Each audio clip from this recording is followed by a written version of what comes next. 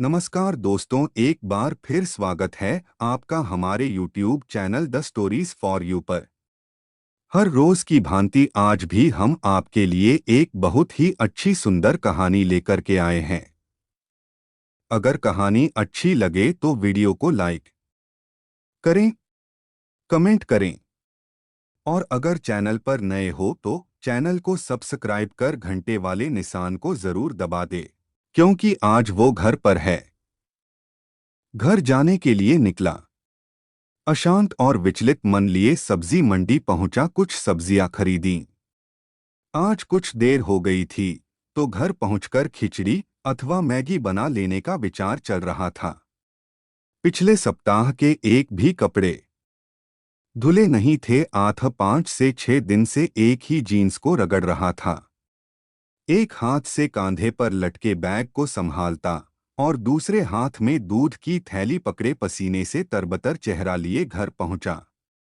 द्वार का ताला खोलना चाहा तो देखा पल्ले भर भिड़के हुए थे, ताला खुला था।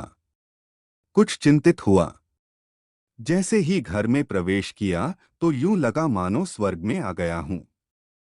शंका हुई कि किसी दूसरे के घर में तो नहीं आ गया। खामोशी से अंदर के कमरे में गया। फ्रीज खोला तो भीतर की ठंडक चेहरे से टकराई। कोने में अचार रखा हुआ था। मेथी की भाजी बारीक और व्यवस्थित कतरी हुई करीने से रखी थी। सुबह तो फ्रीज में एक ठो बिस्किट पैकेट रखने की जगह नहीं थी, सारा फ्रीज भरा पड़ा था। और अब देखो, साफ सुथरी जगह ही जगह थी। धीरे से साथ लाई हुई सब्जियां भी फ्रीज में ही रख दी। कोने में रखी पानी की टंकी, जिसने हफ्ते भर से पानी का मुंह नहीं देखा था, अब पूरी भरी हुई चमक रही थी। तभी ध्यान गया कि पीछे पीछे अगरबत्ती की खुशबू भी चली आ रही थी, मन को आनंदित कर रही थी। अपना बैग एक कुर्सी पर पटका तो याद आया कि सुबह अपना टॉवेल बिस्तर पर ही छोड़ दिया था। देखा तो वहां न होकर वह खिड़की के बाहर तार पर लटका सूख रहा था। अलमारी का पल्ला खोला जिसमें बिना धुले कपड़े थे, लेकिन अब सारे ही धुले इस्त्री किए व्यवस्थित रखे थे। सुबह एक रुमाल मिल रहा था और अब अंदर साफ सुथरे रुमाल पर रुमाल की गड्डी रखी हुई थी। सुबह सॉक्स की जोड़ी नहीं मिली तो अलग अलग डिजाइन के मोजे पहनकर निकल गया था, लेकिन अब सारे सॉक्स एक स्थान पर उपस्थित पड़े मुझे देख मुस्कुरा रहे थे। लाल पीली नीली शर्ट्स बढ़िया हैंगर पर टंगी हुई थीं। धीरे से टीवी के सामने बैठा। टीवी जिस पर धूल की परतें जम गई थीं, अब चमक रहा था और स्क्रीन पर चित्र भी स्पष्ट दिख रहे थे।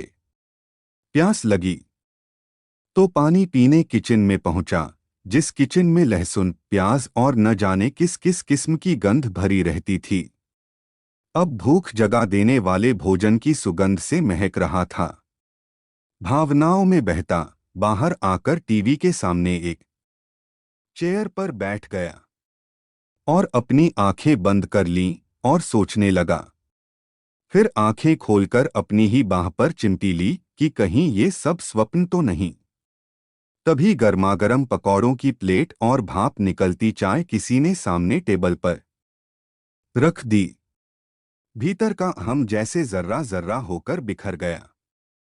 जब थककर आता था तो जैसे तैसे दही चावल पर गुजारा कर लिया करता था, और आज भाप निकलती स्वादिष्ट चाय और गरम पकौड़ों का आनंद ले रहा था। न चाहते हुए भी आंसू की 2 बूंदें आंखों से निकलकर गालों पर बह निकलीं। फिर खुद को संभाला तो एहसास हुआ, क्योंकि आज वो घर पर है। संसार के सारे सुख और समृद्धि की प्रदाता वो।